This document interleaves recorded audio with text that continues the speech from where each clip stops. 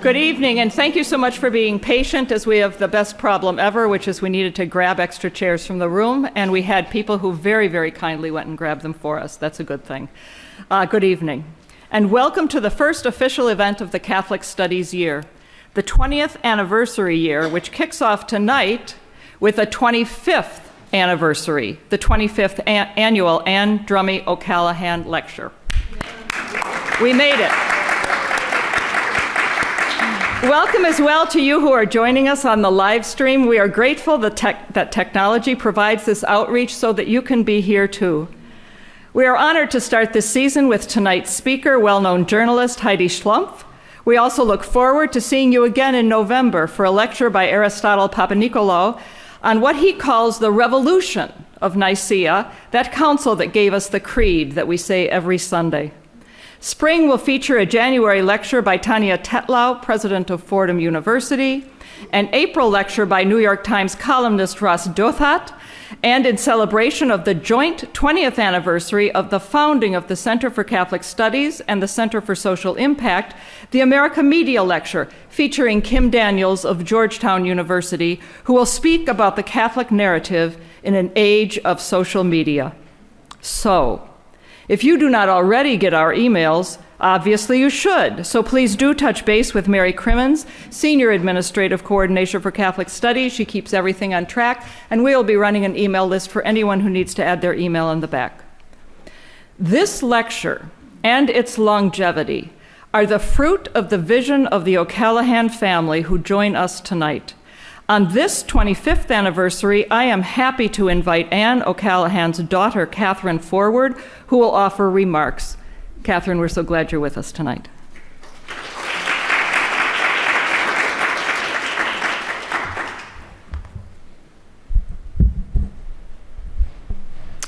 This is an auspicious night for the O'Callaghan family. We gather with my soon-to-be 97-year-old father, Joe, my brother Billy, sister Anne, Joe, and his wife Daniela to celebrate the 25th year of the annual Anne Drummey O'Callaghan Lecture.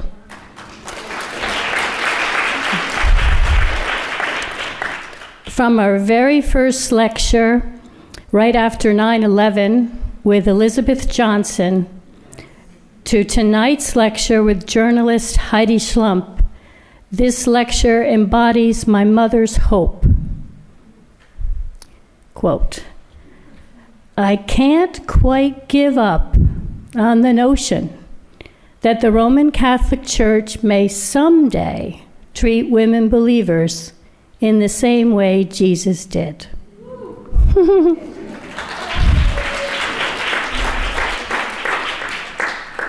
We know our mother would be as delighted as the whole O'Callaghan family is with the care Fairfield University has devoted to the annual Anne Drummey O'Callaghan Lecture.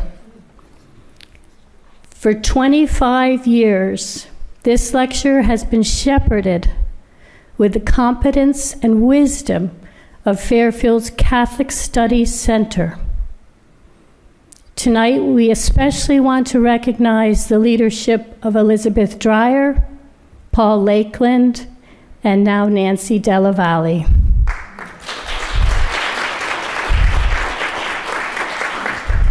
We also sincerely express our gratitude to the many donors and friends of my mother that have set this lecture on sound footing and indeed continue to support it.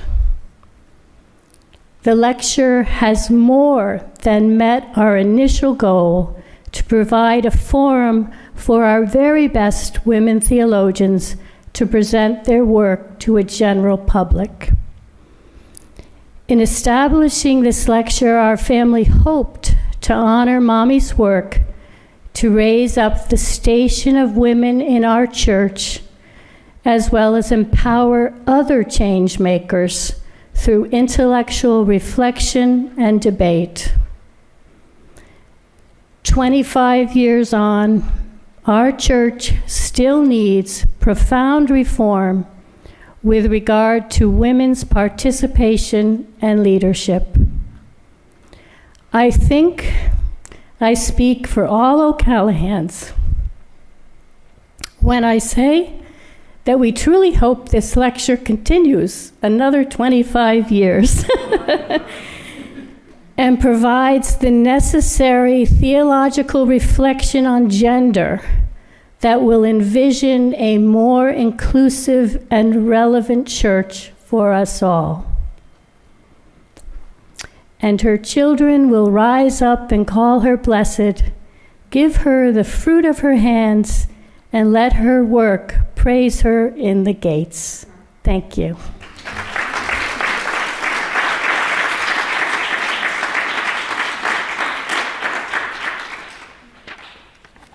Thank you, Catherine, so much. And thank you, O'Callaghan family. This is something that is very precious to Fairfield University as well. Fairfield University welcomed yet another strong incoming class of first-year students at the beginning of September. Being able to accompany our students during these crucial years of academic growth is a gift we take very seriously. I am therefore happy to invite sophomore Claire Russalessalandra, a psychology and Italian major, to introduce tonight's speaker. Claire.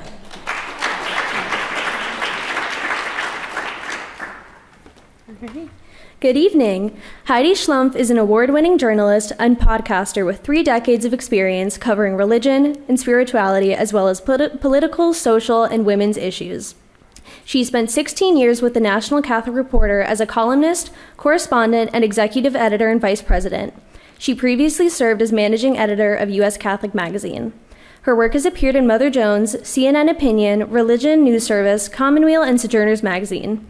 She has made appearances on CNN, NPR, PBS, and the New York Times podcast.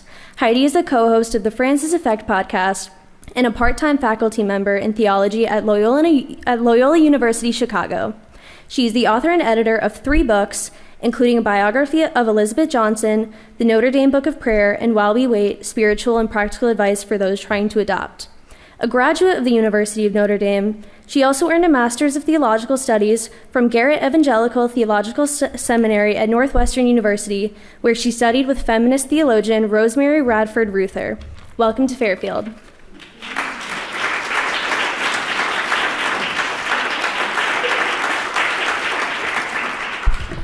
Thank you so much, Claire, and thank you, Nancy, and especially thank you to the O'Callaghan family. I'm so honored to have been invited to give the 25th anniversary Anne Drummey O'Callaghan Lecture, and I know we're celebrating 20 years of the Catholic Studies program here at Fairfield as well. So there is much to celebrate. But I also have to say I believe these are serious times for a lot of reasons. I live in Chicago, and I'm very happy to be here in Connecticut, but my home city is facing unprecedented illegal assaults on our citizens this week. One of my children's schools went on lockdown this week because ICE was outside, and they had to provide safe passage for students to get to the bus stop.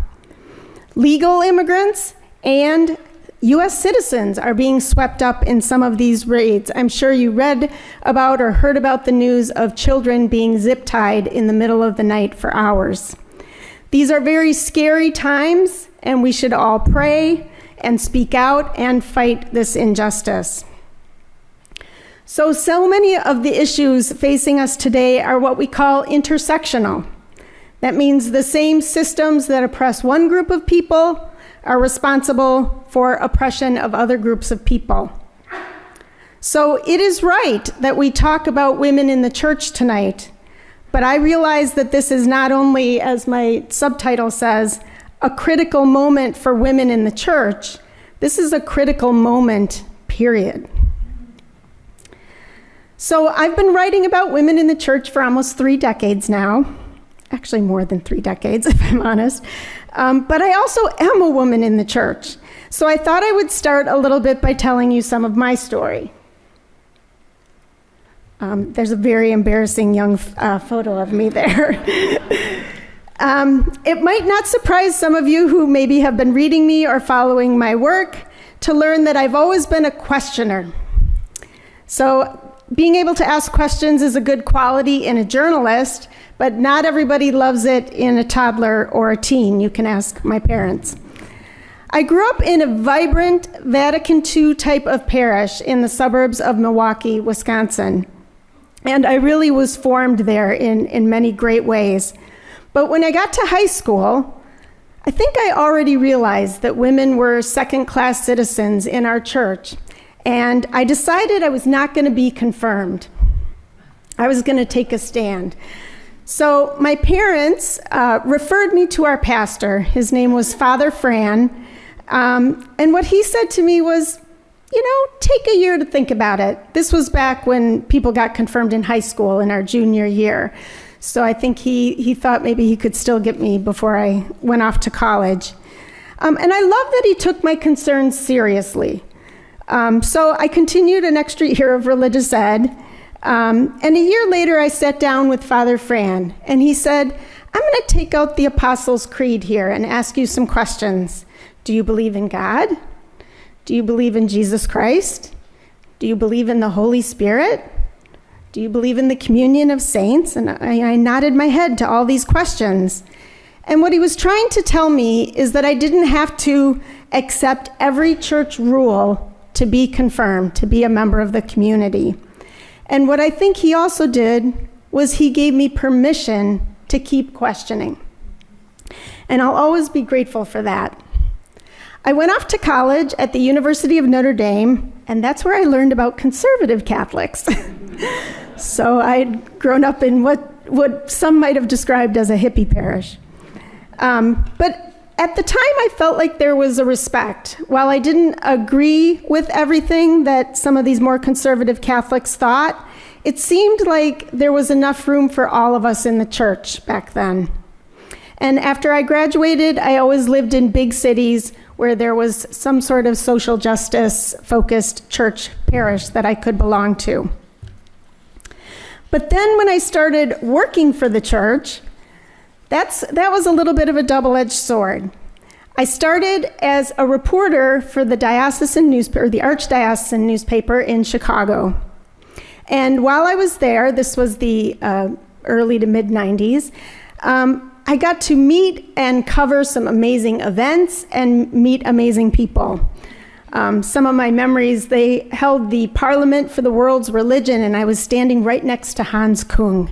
And he was looking at my name badge, my last name, Schlumpf. I'm sure he thought I was German speaking, which I was not. But Cokie Roberts came through town, and I got to do an interview with her.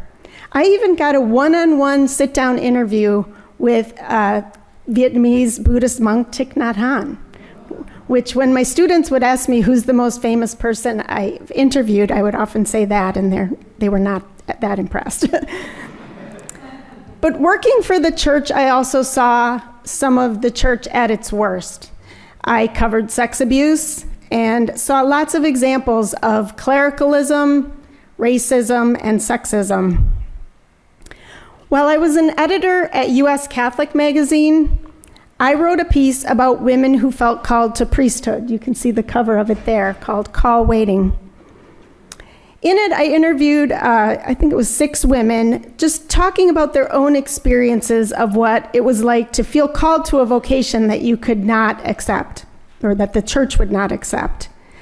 But writing this story got me in trouble with the Vatican. And the then Congregation for the Doctrine of the Faith started an investigation into the religious order that publishes the magazine U.S. Catholic, the Claretians. The Vatican demanded a retraction to the story. And when the editors met to talk about this, along with top-ranking Claretians and the canon lawyer that they hired to represent us, we said, how can we retract women's experiences? This was not an article that was a theological debate. In the end, a lot of back and forth. We ended up settling for, they wanted us to run John Paul II's apostolic letter, Ordinatio Sacerdotales, in which he says why women can't be ordained, in the magazine, which we did, in very small type. U.S. Catholic was a great place to work. We also gave an annual award there for furthering the cause of women in the church. We published interviews with amazing theologians, including feminist theologians, many great thinkers. But it was while I was there that I started to notice the shift of the church rightward. Around that time, in my personal life, I was also going through a painful divorce, and the church did not feel like a healing place to me, at least not at Mass. But paradoxically, this became a time of immense spiritual growth for me.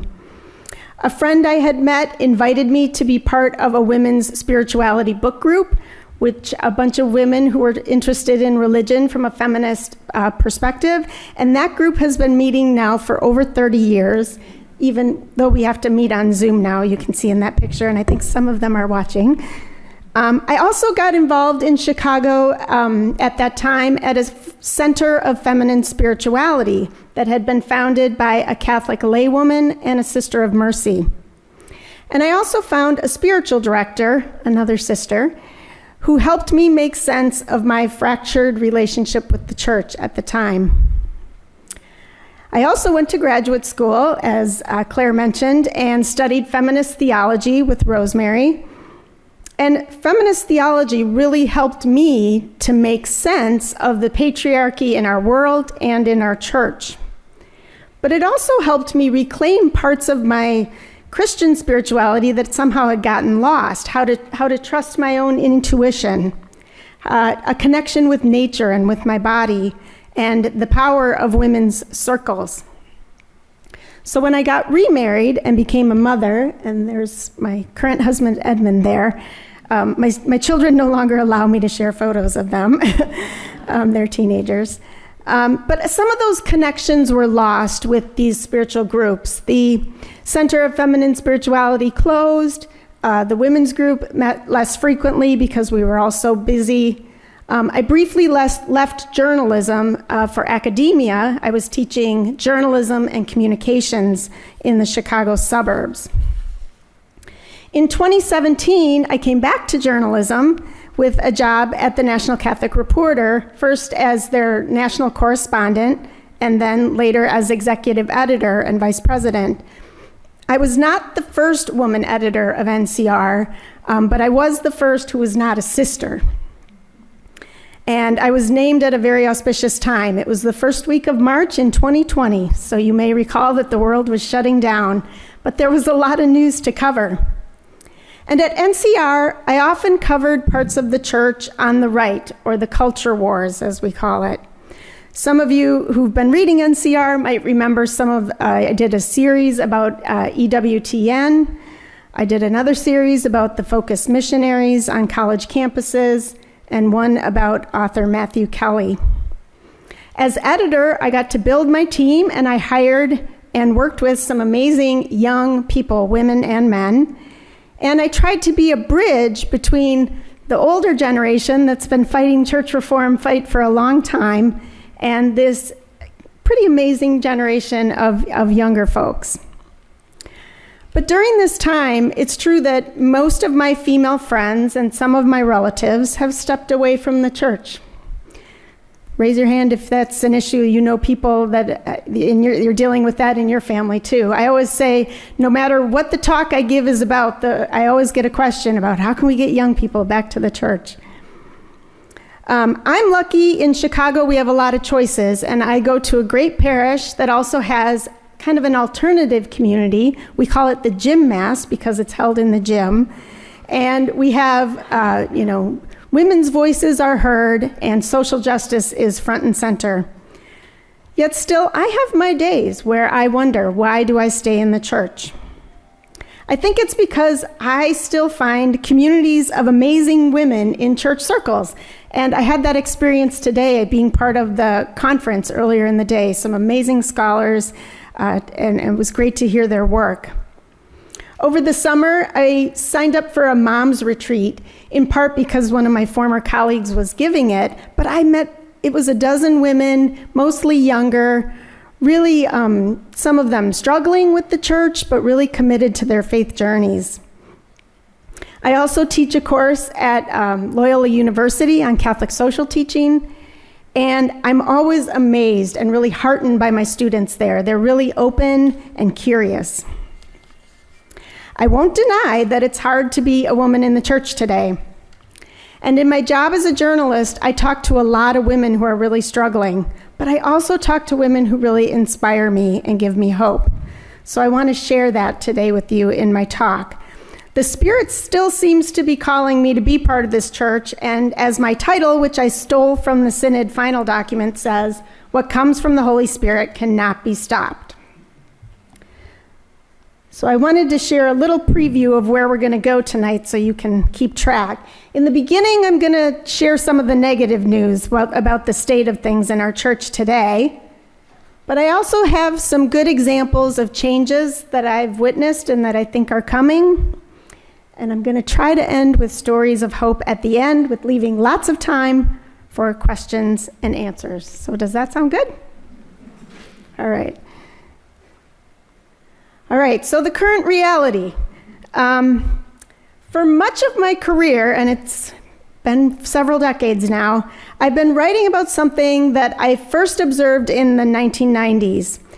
Younger women are losing patience with how women are treated in the church. And I remember being at this conference in Chicago and standing up and saying, I think Gen X women are going to leave the church and not come back. And an older person who was there said, don't worry, every generation goes through this. They question, but they'll be back when they get married and have kids. I wasn't so sure, and I wish I'd been wrong. This was, of course, before, as I said, the church took even more of a sharp rightward shift, and I believe what we're facing now is more critical than what I was talking about in the 90s. Last year, I wrote a story that I think really highlights the moment that we're in right now. It was in November, right after Trump won the presidential election. And I was talking to people and looking at things online, trying to see what the reaction was. And I began to notice a trend among progressive Catholics. It wasn't like in 2016 when Trump won the first time and people seemed shocked and stunned. This time they seemed resigned, and there was like a sadness. They were processing that not only had Trump won, but he had made gains among some surprising groups: Latinos, younger people, especially younger men, and Catholics. So I've covered a lot of politics in the past year. Before 2024, the Catholic vote used to be pretty evenly divided, and it had been since the 1960s. But Trump's improved numbers with Catholics in 2024, what I've circled there, that changed that. What we've been seeing is this persistent shift of Catholics towards the Republican Party, especially white Catholics. So in 2024, that hit 58%, and it's even higher for white Catholics, over 60%. Now, when you look at this compared to other religions, it's not quite hitting the supermajority there, that very high red bar, that's white evangelicals. They're over 80%. But it's starting to move towards that. I'll never forget this quote from a religion data expert, Ryan Burge, who I go to all the time when I'm writing about politics. He said to me, and this was before the election, to be a white Catholic in the United States today is to be a Republican. Now, he's talking generally, of course. But I think that's why I was seeing so much sadness in the aftermath of the election. And the people I was seeing it from the most were young Catholic women. So I'm a journalist, so I decided I'm going to write about this. And as journalists often do, I decided to use social media to find women who would talk to me about it. So I put out this Instagram request saying, looking for women who are reevaluating their relationship to the church after the election. DM me or leave a comment if you're willing to be interviewed. Now, usually when I do something like this, you get 1, 2, maybe a handful of people. Do you know how many responses I got? Just about 50 in 24 hours. It's the most I've ever gotten from anybody about anything I've written about. I spoke to about a dozen of them, and this is the article that I wrote. After Trump win, many Catholic women are rethinking their relationship to the church. One woman told me that as the night went on, the night of the election, and she realized that Trump was going to win, she emailed her parish to say, please take me off the lector schedule for the next couple weeks.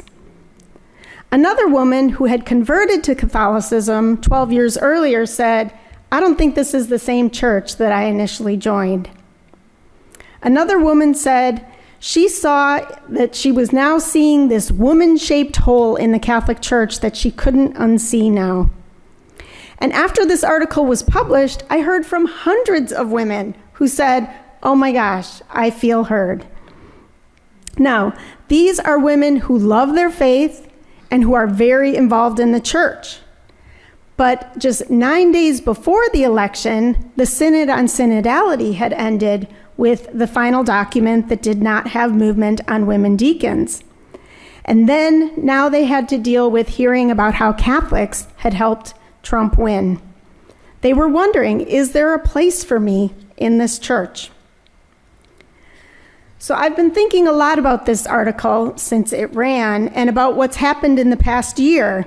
We talk a lot about polarization, right? There's the poles, the two different extremes, and it forces people to choose one or the other. And what I've been seeing, and I think it's been amped up recently, is that the U.S. church is perceived to have chosen a side. And that side is republicanism, Trumpism, MAGA, whatever you want to call it. It started with the abortion issue, which our bishops have described as preeminent. And now today we have U.S. bishops, or we have Catholics whitewashing Charlie Kirk's racist views and calling him a saint. We have Catholics online cheering the ICE agents who are detaining people and taking them away. We have the U.S. bishops endorsing conversion therapy, which is now in front of the Supreme Court. So for many women, if the church has chosen its side, it leaves them feeling like they too have to choose. And the women I talk to for this article and for others say they're very torn about it. They're very sad. They don't want to leave the church, but they feel they have no choice. And that's why I believe this is a really critical moment. Now, this is not the first generation of women to struggle with their relationship to the church, and I'm sure there are people in the audience who can attest to that. But I think there's no denying that things have gotten more urgent. I'm sure you've heard about the rise of the nuns, and we don't even have to spell that anymore. Everybody knows we're talking about the N-O-N-E-S.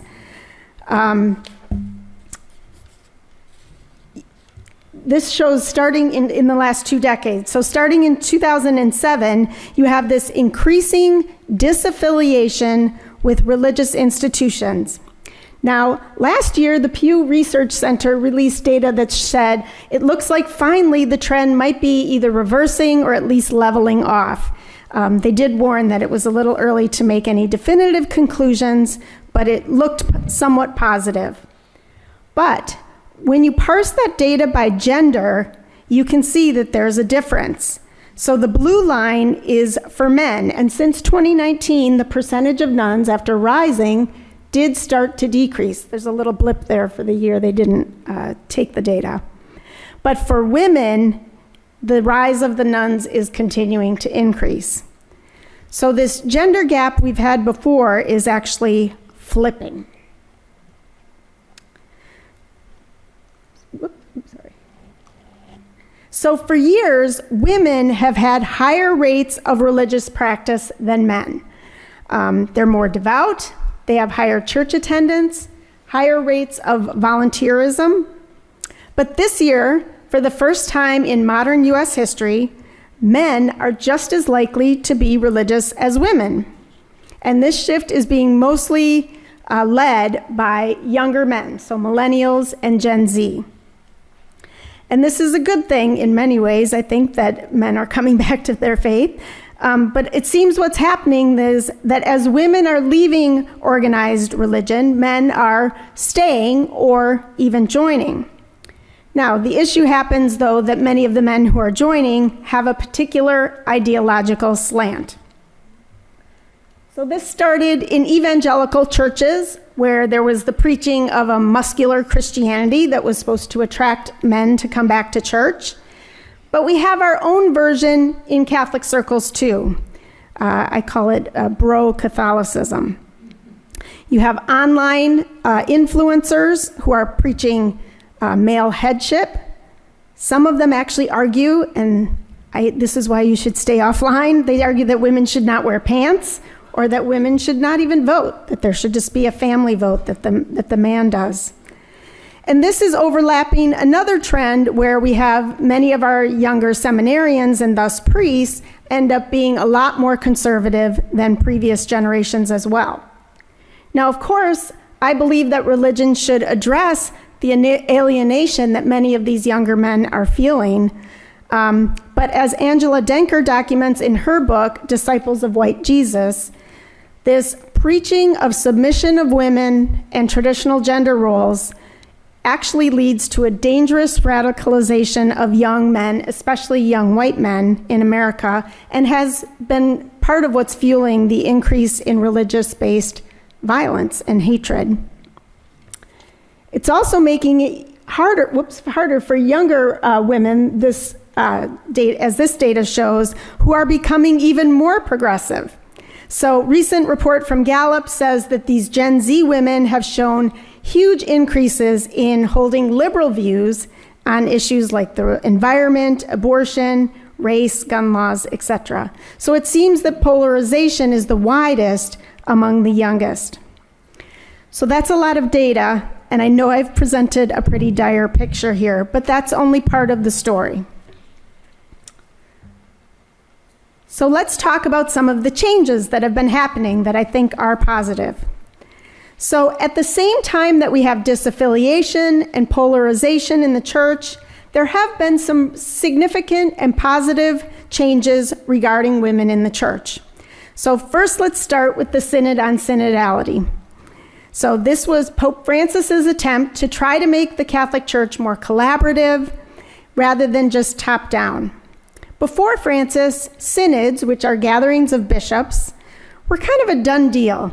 The final document was usually written in advance, and the bishops who were attending were told to kind of don't rock the boat. But Francis decided he wanted synods to be more consultative, to actually hear from the people of God. And so he asked for input in advance of the meetings for whatever group that was being affected. There were 2 synods on the family, there was a synod on the Amazon, and synod on youth and young people. In 2020, he announced that the next synod was going to be on synodality itself. And I remember thinking at the time, boring. But it turns out that this was an attempt to really change the way the church functions and to make it more consultative. It culminated in these 2 big meetings in October of 2023 and then 2024.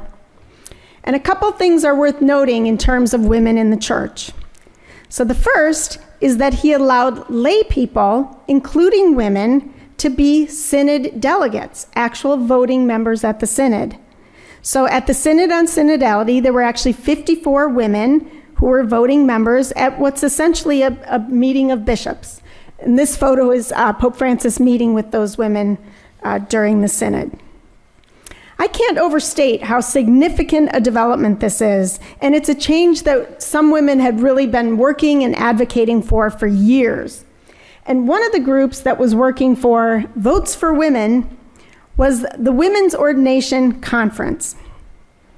So the Women's Ordination Conference not only participated in local consultations, they held virtual listening sessions, gathered the results of those listening sessions and sent the results to the Vatican, but they also were included on the Vatican webpage of Synod resources. Again, this is a really big deal. Remember, for years, Catholics were told we couldn't even discuss the issue. Remember all the trouble I got in for the article I wrote, just women trying to share their experiences? Now, this women's ordination conference that advocates for women in the priesthood got to be on a Vatican website, and women's ordination was being discussed at the highest levels. Now, most of the conversation at the synod focused on restoring women to the diaconate, but priesthood also came up occasionally. Other good news was that Francis appointed many women to high positions in the Vatican. He even had to change church law so that women could head an office, or a dicastery as they're called, at the Vatican. And in the last months of his life, he made some really significant appointments. Right before he went in the hospital, he named the first female head of a dicastery. That's Sister Simona Brambilla there. She's the head of the office that's for consecrated life, for religious. And then, I think from the hospital, he named a woman to head the Vatican city-state, and that's Sister Raffaella Petrini. And previously, he had made a woman undersecretary of the Synod of Bishops, and that's Sister Natalie Beckhart. So I don't want to deny how important those appointments are, yet when Pope Francis died, I think most of the people who are reflecting on his legacy regarding women, including me, for this article, had to say it was a mixed bag. He was open to discussion of women's issues, and he made these key appointments, but he was still upholding the ban on ordained ministry. And he also frequently railed against gender ideology, and I know we talked about that in one of the sessions today at the conference. And sometimes he used outdated language about women, famously calling women theologians strawberries on the cake. So I worry sometimes that while these changes are positive, are they too little, too late? So especially, again, Francis was more open and made some historic changes regarding women, especially compared to his two predecessors, but not all news from the Vatican was so positive. So in the end, the final synod document did not move on the issue of women deacons, although it did not close the door on it either. They created another study group that's supposed to be giving its results to the new pope this December. But of course, we've already had two study groups, two commissions, to study the issue of women deacons. And I think at the synod, for some women at least, hopes were raised that there might actually be movement on this. I know today in our one of the parts of the conference, Sarah mentioned that for some, is the synod just looking like performative listening, or are we going to see real change? And of course, now we have a new pope, one who was born and raised in the United States, Chicago, I might note. And I will say there's still a lot we don't know about Leo XIV. So I have been very careful not to overanalyze things he said in the past. But just recently, he did 3 hours of interviews with a fellow journalist, Elise Allen of Crux, and she asked him specifically about women in the church. What he said is that he plans to continue to appoint women to leadership positions. He also plans to continue to listen to people. But when asked about ordination, he said he doesn't have any plan to change church teaching on the topic at the moment. He also raised concerns about clericalism, saying he wasn't sure if clericalizing women was the answer. Apparently, he's okay with still clericalizing men, though. Some conservatives were a little worried about that at the moment comment from him because they're insisting that the teaching could never change. But another group called Discerning Deacons, which advocates for women deacons, they praised Leo's comments. They were hopeful that he wants to still listen and continue the conversation, and he talked about a renewed diaconate. I think what we've heard from Leo so far, it's not a lot, and it's not surprising. He's cautious, but it's very likely that he plans to continue a path somewhat similar to what Pope Francis was doing. But again, for younger women in the church that think maybe the church isn't a place for them, is cautious, slow movement going to be enough? Well, here's where I find the hope. First, most of the changes that I just described are at the Vatican level, and that is an important, because it's the top of the church. But what about women's experiences more locally? It's true that some women do not have positive experiences of the church in their parishes either. Because of the ban on ordination, women are not on the altar. We don't regularly hear their views on the scriptures. Many parishes have ended up with younger priests who are more conservative and bring a pre-Vatican II vibe to the parish. On top of it, many parishes did not participate in the consultation in advance of the synod, so most parishes were encouraged to have listening sessions. A recent survey found, and this statistic, it kills me how big it is. 60% of weekly Mass-going Catholics say they've never heard of synodality. 60%, and these are the people that go to church every week. So imagine how high it is for less involved Catholics. Women who work in parishes or work for the church also face a lot of challenges at the local level. A recent survey of women in ministry in San Diego said that while women felt generally supported, a third of them reported experiences of sexism, unsupportive clergy or lay people, and feelings of having their voices discounted. But all of that assumes that women are connected to a parish. And as we've seen, younger women often are not. I see signs of hope elsewhere. For some women, involvement in other kinds of organizations provides some community and a place to work for change in the church. So I mentioned the Women's Ordination Conference earlier. They're celebrating their 50th anniversary next year, which tells you how long this work has been going on. They're the ones who did the pink smoke action before the conclave to bring attention to the fact that there were no women in the room when the new pope was chosen. Like I said, they also have been part of advocating for votes for women at the synod, and were successful at that. Recently, they also called for Catholic women to strike from their parish during Lent, to not attend and not give money, to make visible what it's like when women are gone. The other group I mentioned, Discerning Deacons, was just founded in 2020, right after Francis created the Second Commission on Women Deacons. This group works closely with church leaders, and they've even met with Pope Francis. And it's really become a community that is for women not only who feel called to be deacons, but any woman who's working for more leadership for women in the church. I know they have like a online book club and regular gatherings that are really vibrant.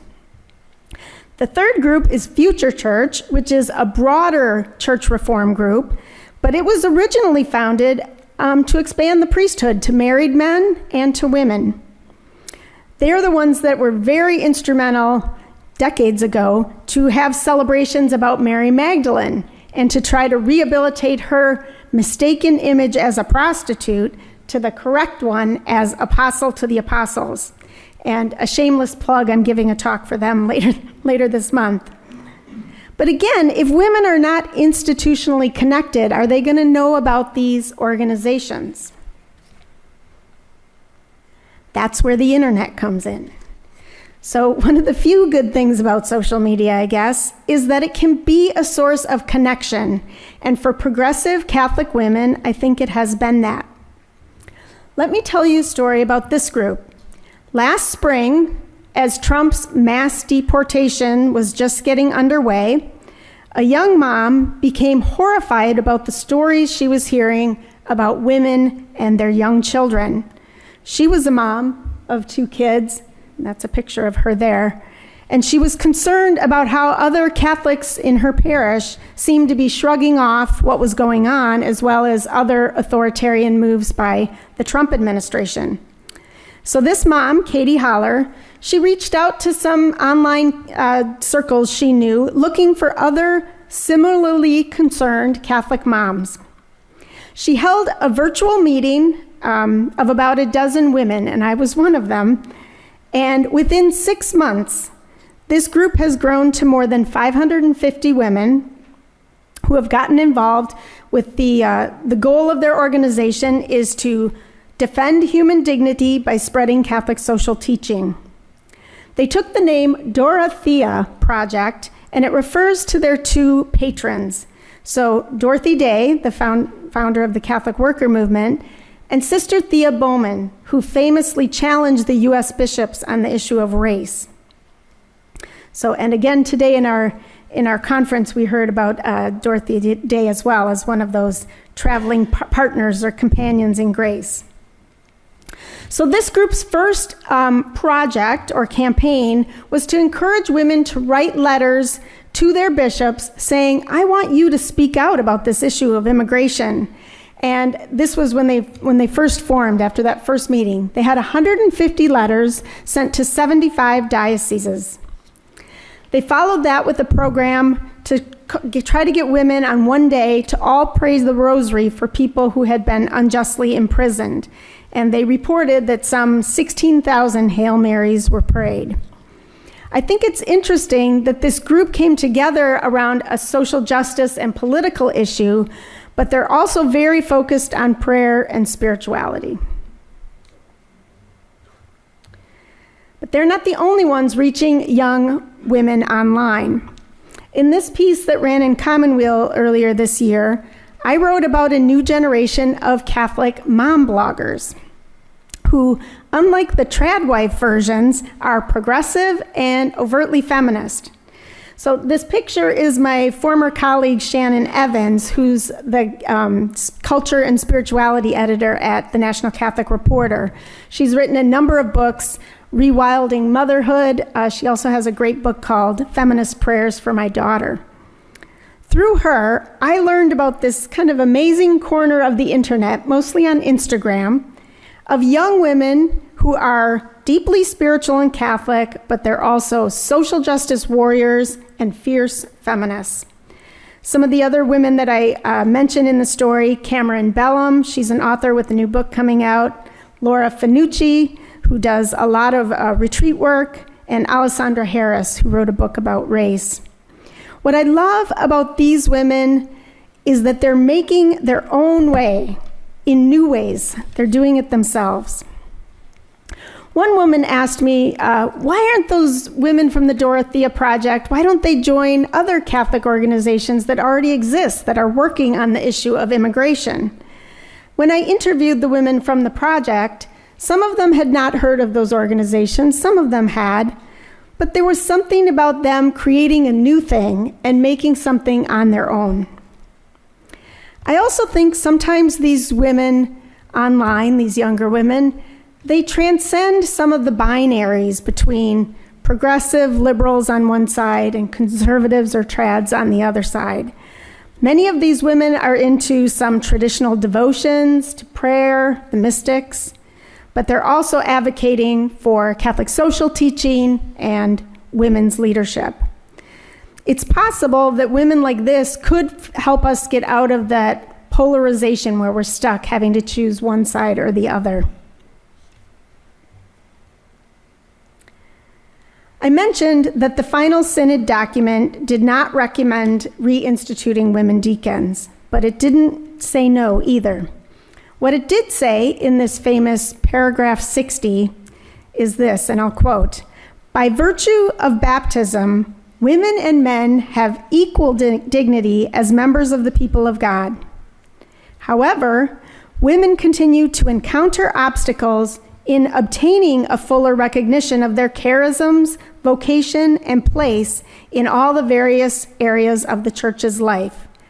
This is to the detriment of serving the church's shared mission." So I love that they not only acknowledge the equal dignity of women, but talk about how the fact that that's not always recognized not only hurts women, it hurts the church.